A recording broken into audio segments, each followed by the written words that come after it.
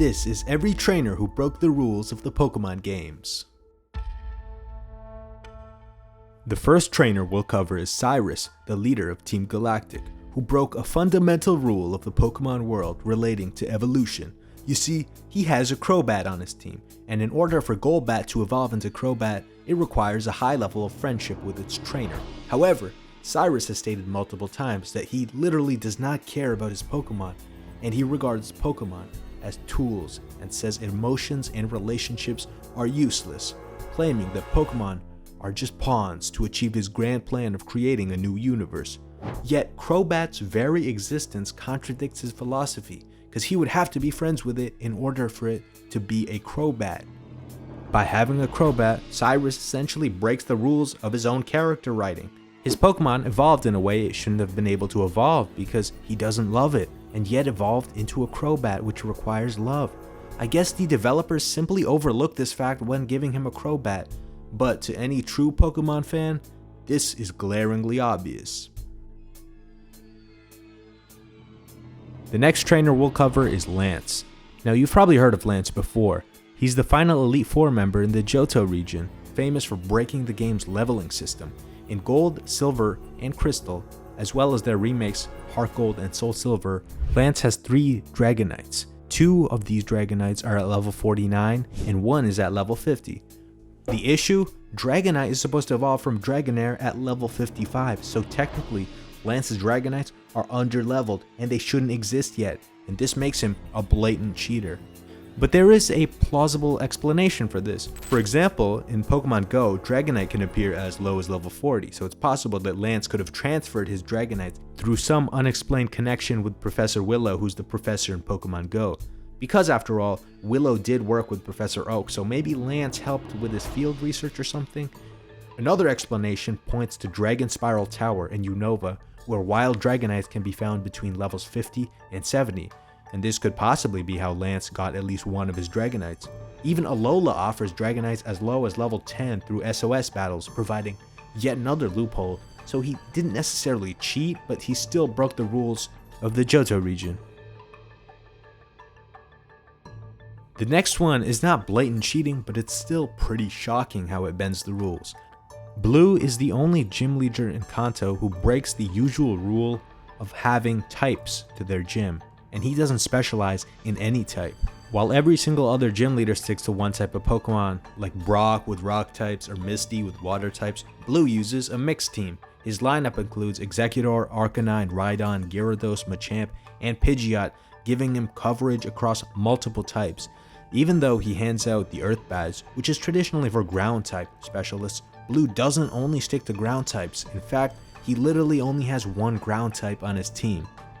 Now, is there an official rule that says gym leaders must stick to one type? Not really. There's nothing in the games or lore that suggests the gym leader has to focus on one type, but Blue's approach is still unusual. I mean, he is a former champion, so I guess he has earned the right to break the rules, and I guess he kind of challenges you to handle an all-around strong team, almost like a mini champion battle. Next up in our list of cheaters, we have an NPC from Lumiose City in Pokemon X and Y that's become infamous for breaking the game's immersion system.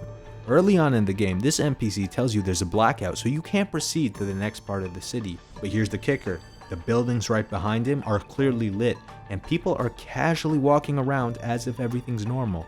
It's one of those moments that make you stop and wonder if the game is pulling your leg, perhaps.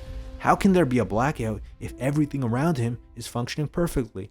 It feels like the developers slapped that line in as a convenient excuse to block off areas for progression, but didn't think through the visuals around him. It's kind of a silly mistake, but it looks really stupid from the point of view of the player, who can clearly see the background is well lit. The next trainers on our list, however, are pure cheaters. Klara and Savory from Sword and Shield stand out as the ultimate cheaters in the competitive scene, because Klara is a poison type trainer, while Savory is a psychic type trainer, and the way they cheat is that they use toxic spikes before the battle even starts, which gives them an unfair advantage because it applies a poisoning effect to your Pokemon. Technically, they aren't gym leaders when you face them, but they become gym leaders at the end of the story. But this instance still stands out to me because it's the only example in Pokemon history that I know of where the enemy uses a status move before you can even start the battle. This is 100% cheating and 100% unfair, but I guess that makes you feel even better when you beat them. The next cheater we'll be looking at is Hoenn, a world traveler from Unova and an expert on secret bases in Pokemon Omega Ruby and Alpha Sapphire. In terms of how he breaks the game, he's just exactly like Lance because he breaks the law of Pokemon Evolution.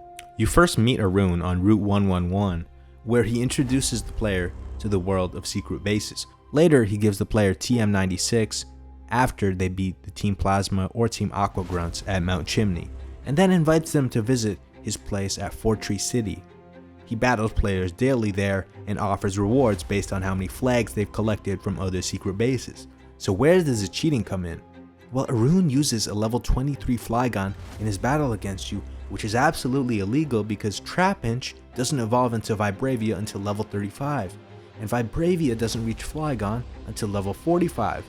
This means Hoenn's Flygon is not only underleveled, but technically should still be a Trapinch at that stage. However, this is one of the only instances where Game Freak actually offered an explanation. According to Ken Sugomori, Flygon was chosen for Hoenn because it's the only Hoenn Pokemon that fits his character's theme, using both Fly and Secret Power, which are moves ideal for a secret base expert. But even with that reasoning, it's hard to ignore that Hoenn literally breaks all the rules of Pokemon Evolution. And this is not an old game like Red and Blue. This is in Omega Ruby and Alpha Sapphire. The next trainer on our list is Jackred, and he not only breaks the rules, he breaks the games. Jackred is a trainer with no defined sprite and extremely high payout if you beat him. Jackred is not a standard player in the game, but is discovered through the Mew glitch or the Trainer Fly glitch in Pokemon Red and Blue. By manipulating the game using a special stat of 200, players can trigger a battle with Jackred. But this is a decision you will regret, because unlike other glitches that simply wipe your progress, this encounter takes it a step further. It deletes your save file. The exact nature of the Jackred glitch isn't fully understood, and only a few people have ever reported it or talked about it on online forums. However, I will make a video on this in the future.